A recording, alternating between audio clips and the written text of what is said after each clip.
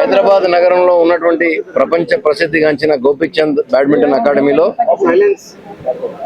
వచ్చే 3 రోజులు TV9 ఆధ్వర్యంలో కార్పొరేట్ ఎంప్లాయీస్కి సంబంధించి బ్యాడ్మింటన్ టోర్నమెంట్ నిర్వహిస్తున్నారు.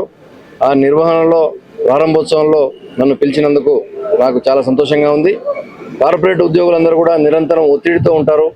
వారి ఒత్తిడి నుంచి ఉపశమనం కలగడానికి TV9 లాంటి సంస్థలు ఇతర కార్పొరేట్ సంస్థలతో కలిసి వారి ఎంప్లాయీస్ అందరి కోసం ఒక చక్కటి కార్యక్రమాన్ని ఏర్పాటు చేసినారు.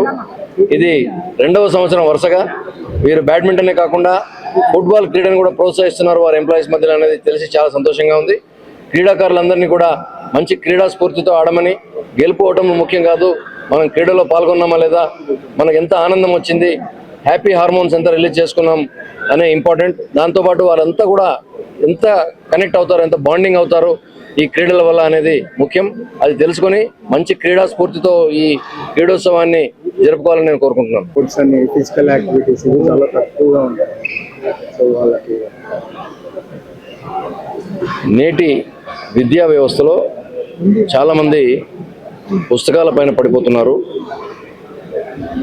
తల్లిదండ్రులు, గురువులు, మిత్రులందరూ కూడా కలిసి క్రీడల పట్ల ప్రోత్సాహం పెడితే మనకు సమాజంలో ఉన్నటువంటి రుగ్మతలు ఏదైతే ముఖ్యంగా మనకు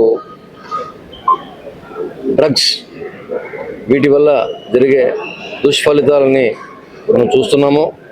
సెల్ ఫోన్ అతిగా వాడడం, సైబర్ క్రైమ్స్లో ఇన్వాల్వ్ కావడం, ఇటువంటివన్నీ కూడా, అలాగే సెల్ ఫోన్ డ్రైవ్ చేస్తూ రోడ్డు ప్రమాదాల బారిన పడడం, విలువైన ప్రాణాలు పోగొట్టుకోవడం. నిన్న ఈరోజు వరుసగా కాలేజీ పిల్లలు చనిపోయారు. ర్యాష్ డ్రైవింగ్ చేస్తూ డివైడర్ కొట్టుకొని అతి వేగంతో చనిపోవడం జరిగింది. అలా చనిపోయిన ప్రతి చిన్న పిల్లలు బాగా దేశానికి ఆస్తులు వాళ్ళు. అటువంటి వాళ్ళు ప్రాణాలు కోల్పోవడం చాలా బాధ వేస్తుంది. క్రీడల వైపు వచ్చినట్టయితే ఇటువంటి వాటి నుంచి చాలా దూరంగా ఉండి విలువైన ప్రాణాలు కాపాడబడతాయి. మన సమాజం చాలా ముందుకు వస్తుంది, మంచి మనుగడ సాధిస్తుంది. భారతదేశం ప్రపంచంలోనే ఒక అగ్రగామి దేశంగా వెలుగొందుతుందని నా భావం. చెప్పినట్లు మనకి ఈరోజు ఇలాంటి ఈవెంట్ ఇక్కడ జరుపుకోవటం చాలా సంతోషం. దీనివల్ల కార్పొరేట్స్ చాలామంది వచ్చి పార్టిసిపేట్ చేయటం, వాళ్ళకి వివిధ స్ట్రెస్సెస్ ఉంటాయి. వాటన్నిటి నుంచి కూడా ఒక ఉపశమనం తేటానికి ఇది సాధ్యం అవుతుంది. ఇలాంటి ఈవెంట్స్ ఇంకా చేసుకోవాలి, ఎక్కువ మంది కార్పొరేట్స్ పార్టిసిపేట్ చేయాలని నేను భావిస్తున్నాను. అలాగే మనకి ఈరోజు ఎడ్యుకేషన్ సంస్థల్లో కానివ్వండి, లేకపోతే మనకి ఎగ్జామినేషన్ విధాల్లో కానీ మనకి ఆటల ప్రాముఖ్యత తగ్గుతూ వస్తుంది.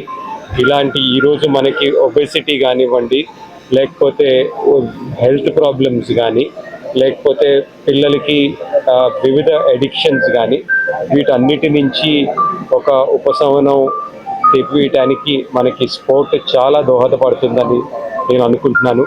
ఇలాంటి మంచి ఈవెంట్ని ఆర్గనైజ్ చేసిన TV9కి, స్పాన్సర్స్కి, అలాగే పార్టిసిపేట్ చేసిన కార్పొరేట్స్ అందరికీ కృతజ్ఞతలు. అండ్ ఇలాంటివి ఇంకా ఎక్కువ మనం జరుపుకోవాలి.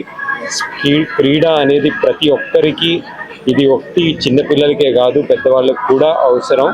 అండ్ డెఫినెట్లీ ఇది హెల్త్ కానీ, మెంటల్ హెల్త్ కానీ, ఈ ఫిజికల్ హెల్త్ కానీ ప్రతి దీంట్లో ఇది హెల్ప్ అవుతుందని భావిస్తున్నాను. మనకి పిల్లలందరికీ ఈరోజు మనం చూసుకున్నట్లయితే మొన్న జరిపిన స్టడీస్లో కానీ వాటిలో 10లోంచి 3-3 కన్నా ఎక్కువ మంది ఆల్మోస్ట్ బ్రెత్లెస్నెస్ కానీ, లేకపోతే ఒబిసిటీకి కానీ, అంటే ఎక్కువ బరువు కానీ బాధపడుతున్నారు. సో ఇలాంటి సంఘటనలు ఇంకా ఎక్కువ అవుతున్నాయి. సో మనం డెఫినెట్లీ స్పోర్ట్స్కి ఎక్కువ టైం కేటాయించాలి, ఫిజికల్ యాక్టివిటీకి ఎక్కువ టైం కేటాయించాలి.